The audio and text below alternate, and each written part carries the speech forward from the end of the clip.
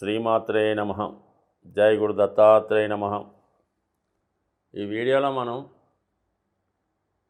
కుంభరాశి వారికి మార్చి 1వ తేదీ నుండి 15వ తారీఖు వరకు కూడా జరగబోయే పక్ష ఫలితాలు ఏ విధంగా ఉంటాయో తెలుసుకునే ప్రయత్నం చేద్దాం. కుంభరాశి వారికి మిగతా రాశుల కన్నా ఒక ప్రత్యేకత ఉంటుందన్నమాట. ఈ రాశివారు వారి కోసం కాకుండా ఇతరుల కోసం ఆలోచిస్తూ ఉంటారు. అలాగే ప్రపంచంలో జరిగే మొత్తం మార్పుల్ని ఎప్పటికప్పుడు గమనిస్తూ ఉంటారు. ఈ రాశి వాయుతత్వ రాశి అవడం వలన ఉన్న చోట నుంచే మొత్తం ప్రపంచాన్ని వీక్షించే ప్రయత్నం చేస్తూ ఉంటారు. రాబోయే మార్పులకు అనుగుణంగా వీళ్ళు అప్ టు డేట్ అవుతూ ఉంటారు. అప్ టు డేట్ అవుతూ కూడా అది కూడా ఇతరుల యొక్క అభివృద్ధి కోసం వినియోగిస్తూ ఉంటారు. వీళ్ళకి పెట్టుబడిదారులుగా మనం అనుకోవచ్చు. రాష్ట్రాధిపతి శని అవ్వటం వల్ల, అలాగే రాహు కూడా ఈ రాశికి అధిపతి అవ్వటం వల్ల వీళ్ళు మార్కెట్లో ఏదైనా ఫర్మ్ ఒక కంపెనీ బాగా రైజ్ అవుతుంటే దాంట్లో ఇన్వెస్ట్ చేస్తుంటారు. లేదా ఒక వ్యక్తి జీవితంలో అంటే వాళ్ళు తెలిసిన సర్కిల్లోనో లేదంటే ఆ ప్రాంతంలోనో ఆ దేశంలోనో ఆ ఊళ్ళోనో ఒక వ్యక్తి ఇంప్రూవ్ అవుతుంటే వాడికి వీళ్ళ ధనాన్ని ఖర్చు పెట్టి ఒక గాడ్ ఫాదర్లా అనుకోండి వాళ్ళని అభివృద్ధి చేస్తుంటారు.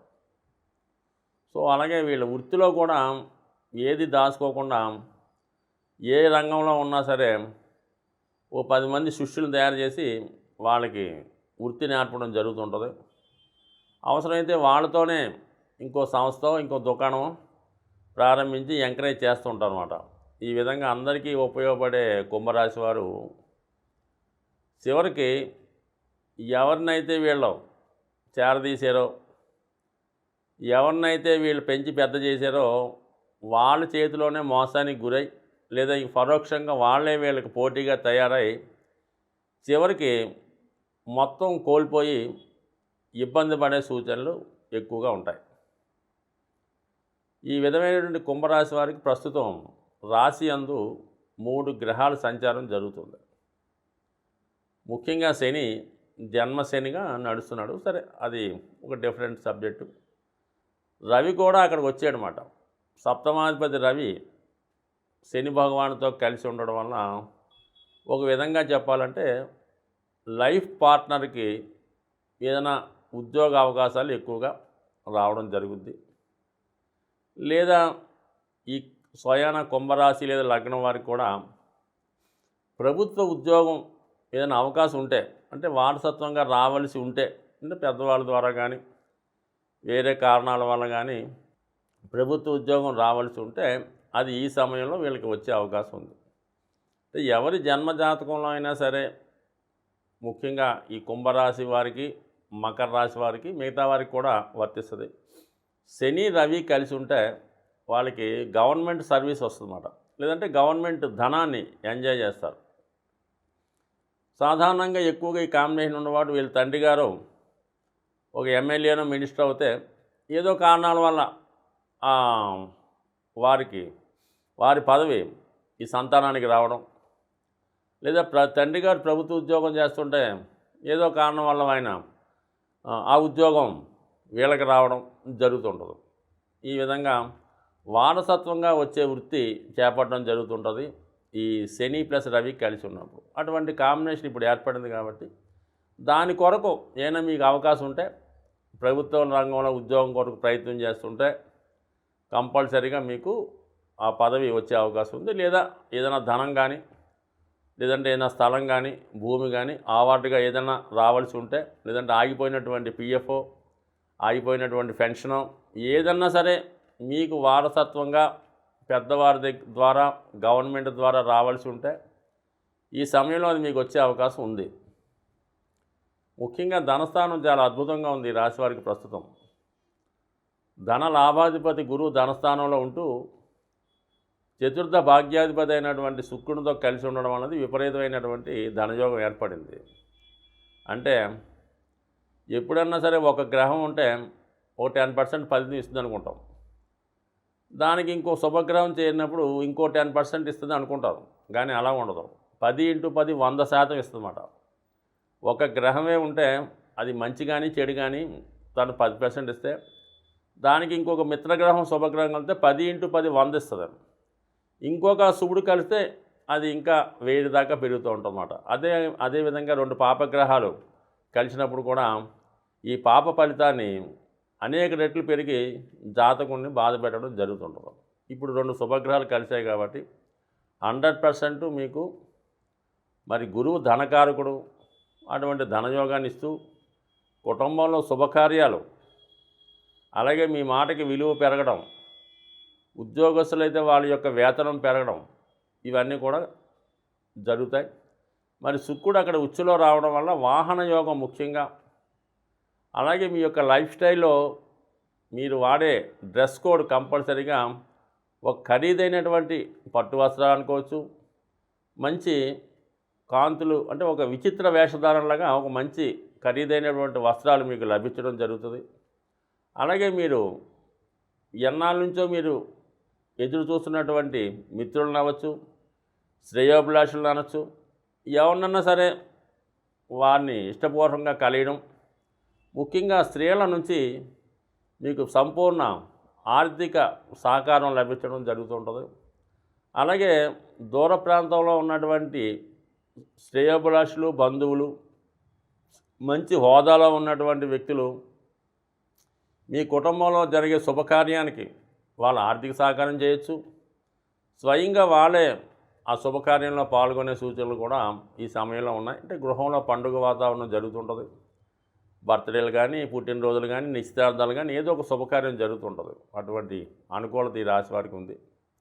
అలాగే మరి తృతీయంలో రాహు కూడా మంచి ప్రోగ్రెస్ ఇస్తూ ఉంటాడు అనమాట. అంటే కమ్యూనికేషన్ స్కిల్స్ ఎలా ఉంటాయంటే చాలా ఫాస్ట్గా ఉంటాయి.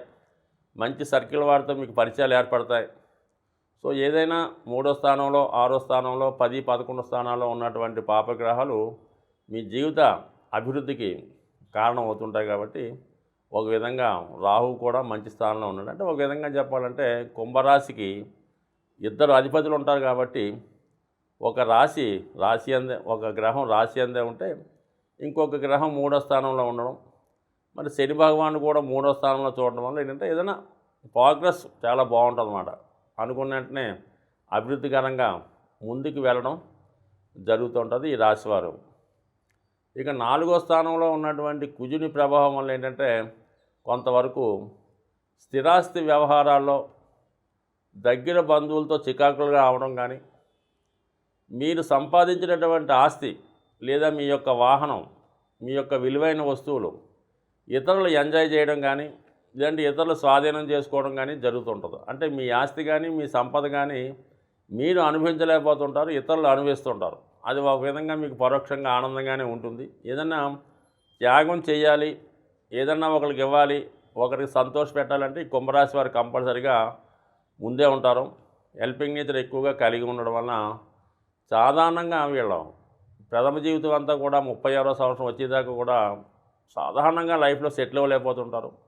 దాని తర్వాత జీవితంలో మంచి అభివృద్ధి సాధించి జరిగిపోయినటువంటి నష్టాలని గుణపాఠంగా నేర్చుకొని చేసిన తప్పులు సరిదిద్దుకొని తర్వాత జీవితం చాలా హ్యాపీగా సంతోషంగా గడుపుతారని ఆశిస్తాను. సాధారణంగా మనం ఈ గోచార ఫలితాలు ప్రతి రాశికి మనం చెప్పడం జరుగుతుంటుంది.